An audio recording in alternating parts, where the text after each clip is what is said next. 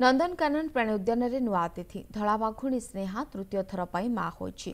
एक स्वतंत्र 21 नंबर खुआड़े रखा बाघुणी दुईटी शिशु शावक को जन्म देछि। तेबे सेमानकु सीसीटीवी द्वारा अनुधान करा मां और छुआ उभय सुस्थ थिबा जणा पड़िछि। एई दुई छुआ नाली महाबल सेफ और स्नेहा मिलन रु जन्म नेइछन्ति। एबे प्राणी उद्यान रे 13टी साधारण रंगर बाघ बाघुणी थिबा बेले 8टी धला बाघ कला लोमयुक्त बाघ 4टी समुदाय 27टी बाघ बाघुणी अछन्ति।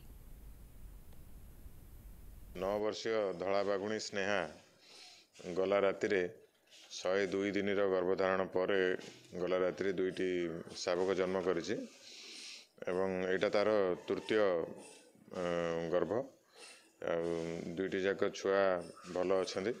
बर्तमान से माने क्षीर पिउछन्ति माठू माँ भी तांकर जत्न नवार देखा जाइछि।